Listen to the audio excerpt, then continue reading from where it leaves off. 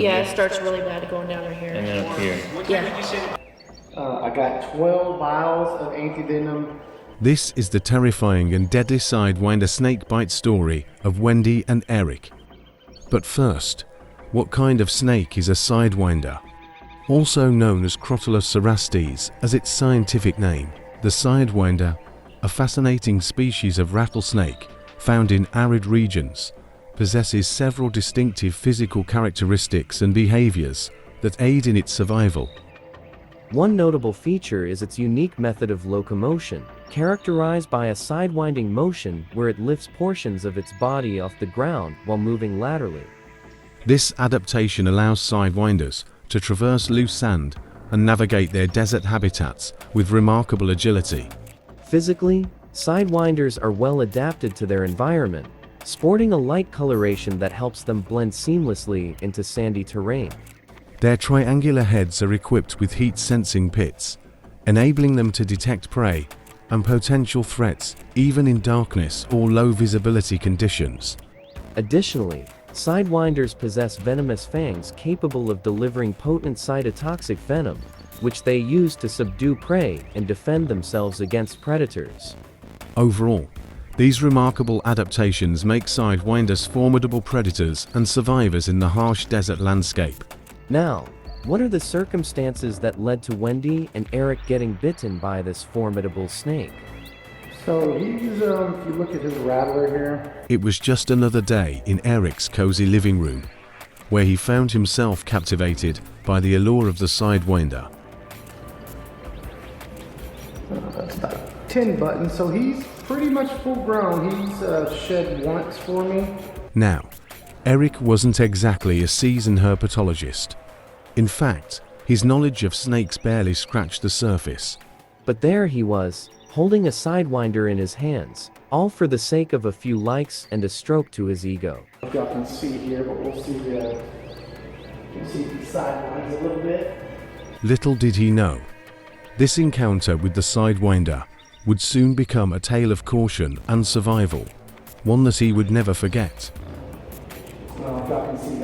Eric, a charismatic yet inexperienced young man, found himself alone in his house, with only his online audience for company. As he placed the Sidewinder on the ground, the anticipation in the room seemed to crackle with excitement. To Eric, this wasn't just another video. It was a chance to connect with his fans, to showcase his bravery, and perhaps to prove something to himself. But little did he realize, this impromptu encounter would soon spiral into a test of his courage and resilience. Really fast, really fast. As Eric chased after the Sidewinder, the tension in the room mounted with each passing second. But to Eric, the snake was nothing more than a playful companion, oblivious to the danger lurking beneath its coiled form. Unbeknownst to Eric, setting the Sidewinder on the ground had triggered its wild instincts, much like what happened in a previous video with a gaboon viper.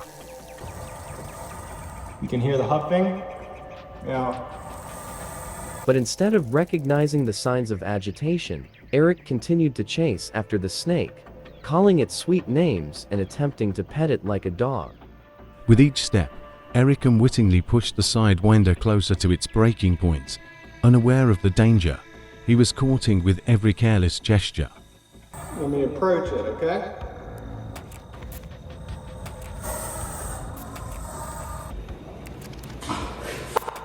In the blink of an eye, Eric's world was turned upside down. The sudden bite sent shockwaves of pain coursing through his body, as the reality of his situation dawned upon him. Got bit. Eric's voice trembles as he addresses his audience, his words rushed and frantic. Okay guys, we get like 100 text messages from friends and family, so... With shaking hands, Eric fumbles to end the live stream, his urgency palpable as he rushes to seek medical attention. I'm gonna do one video to show I can't reply anymore. In the aftermath of the bite, Eric wasted no time in seeking medical help, realizing the gravity of his situation.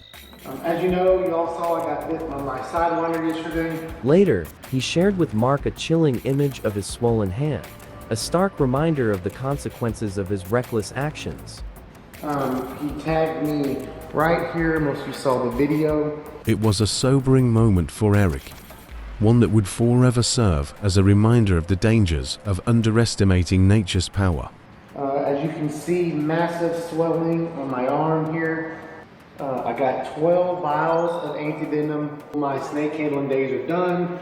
I've already got a buyer to buy all of them. He's gonna come pick them up. Meanwhile, in a parallel story, Wendy's encounter with the Sidewinder took a harrowing turn as she heroically intervened to protect her child from the venomous snake. The camera captures the urgency of the moment as paramedics rush to unload Wendy, a 29-year-old woman, from the helicopter. She grimaces in pain, clutching her swollen hand as medical staff swarm around her. Sorry about that, sir. It hurts up into It here? hurts. It's right here and going down. The camera pans to Dr. Bush, a seasoned doctor, as he assesses Wendy's swollen hand, his expression grave. So we go ahead and start mixing up the additional 15 vials of Wyatt and give it to her. She's tender all the way up into. Wendy's history of asthma could complicate matters if the venom triggers a reaction. As Dr. Bush and his team spring into action, Wendy's fate hangs in the balance. Every second counts as they work tirelessly to neutralize the venom and stabilize her condition. It's a race against time, with Wendy's life on the line and the stakes higher than ever. A sidewinder is a highly venomous species known for its potent cytotoxic venom.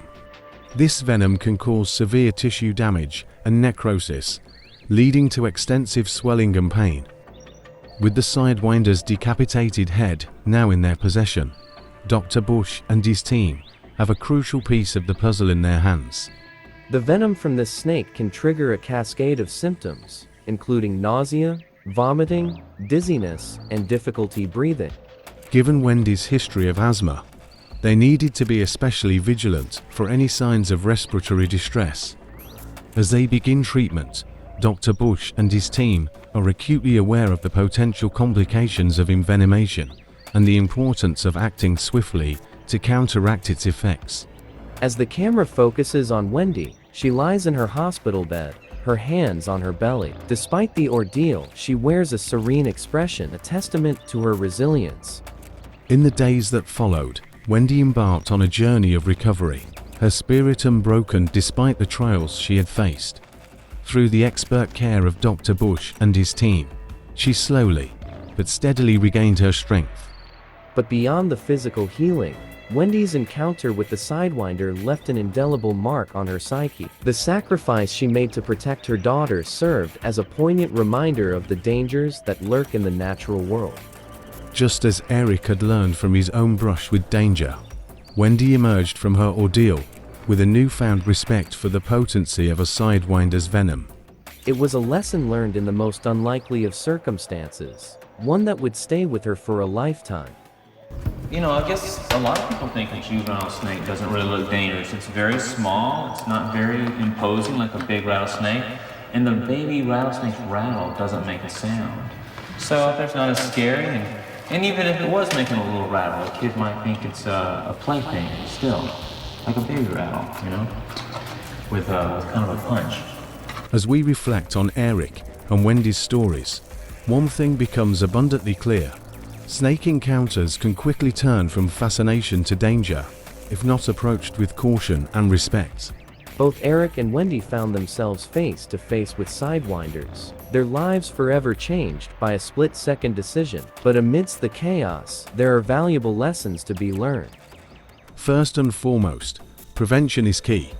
By wearing appropriate footwear and staying alert in snake habitats, we can greatly reduce the risk of accidental encounters. Additionally, knowing how to react in the event of a snakebite seeking immediate medical attention and refraining from chasing or handling the snake can make all the difference.